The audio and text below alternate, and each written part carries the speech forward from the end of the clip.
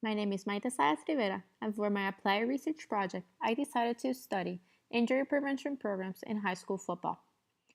Barton Anderson advised me through the ARP sequence. Approximately 1.4 million injuries are reported by high school sports every year. There has been a 16% increase in participation since 2004. 7.8 million student athletes compete in at least one sport at the high school level every year, and this number is expected to rise. Injury incidence is determined by athlete exposures and the injuries suffered during that time. Football contributes 1.1 million athletes nationwide. Among those athletes, there's a high injury incidence of 2.6 to 8.1 per 1,000 athlete exposure. Ankle sprains comprise 45% of all the injuries suffered in an academic year by the same 7.8 million student athletes. This is a clear indication that we should be creating prevention programs in order for us to reduce prevalent injuries. The typical preventive technique are ankle braces and athletic tape jobs, but to this day, their effectiveness has been found to be inconclusive.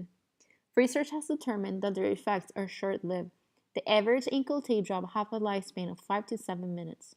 Those effects are clearly gone as soon as the athlete steps out of the locker room. Ankle braces provide constant support, but depending on the material and several other factors, their lifespan is very similar. It is believed the ankle support should be used after an ankle sprain, but the use of this protective equipment was found to have a higher risk of injury when compared on someone with not a history of ankle sprains. We are trying to promote a healthier lifestyle for youth, but we are not taking into consideration the injuries suffered while in competition. What should we do when the traditional approaches are not working? We need to analyze the injury data reported by our student athletes and identify injury trends. Within the limitations of our site, a decision needs to be made. At the high school setting, prevention techniques are usually overlooked.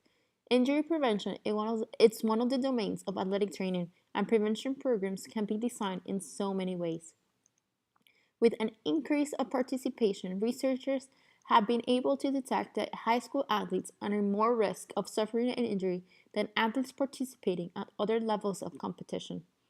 Several factors make developing preventive techniques at the high school level a complicated task. Many high schools lack the presence of an athletic trainer. An outreach athletic trainer may cover the scheduled games but doesn't have the time to develop a preventive technique or notice any injury trends. Research is very limited in those aspects. There is a consensus between researchers that preventive programs are effective and capable of reducing the amount of injuries suffered. No real guidelines exist in order for us to develop an injury prevention program. Programs are based on a multidimensional approach, and neuromuscular control seem to be the most beneficial. This is a very broad concept when trying to select exercises to be completed. This is very time consuming when there is only one athletic trainer at the high school. The lack of resources, time, and personnel are other limiting factors when trying to incorporate a preventive technique at the high school level. As the athletic trainer for Homestead Senior High School, I provide care for approximately 250 athletes every year. I rely on the assistance of an athletic trainer student from Florida International University each semester to make things less hectic throughout the different seasons. We have a total of 15 sports when divided by male and female, and after analyzing injury data, it was discovered that the football team reported 80% of the injuries from the past 3 years. At the moment, no preventive technique is currently in place. Recognizing the staggering numbers, a different approach needed to be made. What are we trying to accomplish? With this quality improvement project of developing an injury prevention program specific for the football team, we are trying to condition our athletes as a whole. In addition, it will create a preventive focus, enhancing the quality of care provided to the student athletes.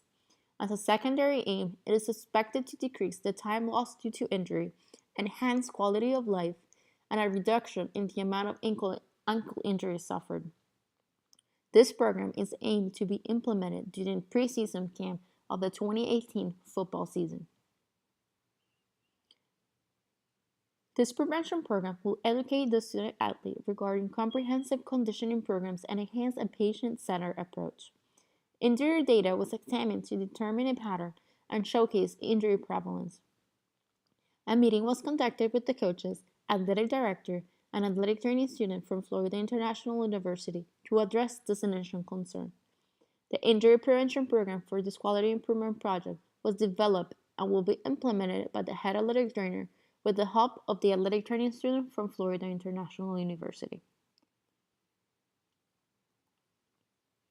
The PDSA cycle is shorthand for testing a change by developing a plan to test the change, carrying out the test, observing and learning from the consequences, and determining what modifications should be made to the test. Plan. Injury data was reviewed to identify injury trends. An initial meeting was conducted with the athletic director and the football coach to address this concern. The assistant of an athletic training student from FIU was a key component to evaluate evidence-based data. High school athletic training aides were recruited and trained to monitor compliance. An electronic medical record will be used to record any injury suffered during the season. Do. Several sets of exercises were selected and tested to ensure we were targeting the right components. Exercises will be changed every 2 weeks to avoid an adaptive period. Its progression consists of 6 exercises targeting balance, strengthening, and agility. Additional handouts were created with the exercises and instructions. Additionally, infographics were developed to be displayed throughout the weight room. Study. During this period, the prevention program will be evaluated to ensure it targeted the right systems. Informational materials are going to be evaluated to assess if they were easy to understand and transmitted the desired message. The data from the EMR system will be analyzed and compared to previous years. Act. If positive outcomes were obtained, this preventive program will serve as a base for further implementation within all the sports at Homestead Senior High School. If negative outcomes were the result, a secondary PDSA cycle will be necessary.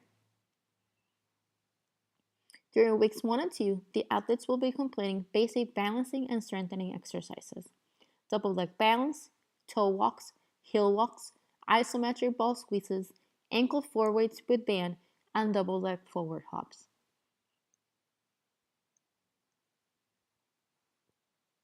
During weeks 3 and 4, the football team will be progressing their exercises. Additional components will be added to challenge the sensory motor system.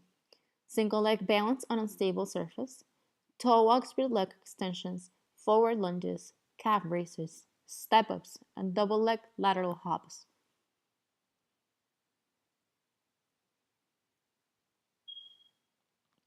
Weeks 5 and 6 target lateral movements and single leg exercises. Additional progressions are incorporated to challenge the athlete.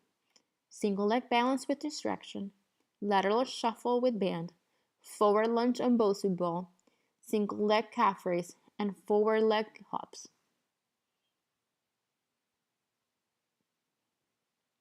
During the last week of the program, final progressions are incorporated. Athletes will be challenging their sensory motor system while completing multidimensional exercises. Single leg balance on a stable surface with ball tosses, karaoke boot band, forward lunges on Bosu ball with trunk rotations, side lunges on Bosu ball, single leg lateral hops, and forward heel touches. The sets and repetitions throughout the program will vary depending on the exercise. Balancing exercises are completed by time, while strengthening and agility exercises will be performed by sets and repetitions.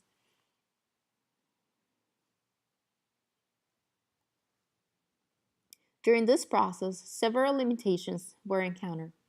There is a lack of research in this area. Youth athletes are in higher risk of suffering injuries, but there is no clear procedure to prevent any athletic injury. It was suggested that working with strengthening, agility, and balance exercises will be beneficial, but no real parameters were given. Exercise selection was a trial and error situation. It was time consuming to go through the literature and only have a basic understanding of how to develop an injury prevention program for ankle injuries. Another challenge in this process was basing the exercises selected on the resources available at the high school.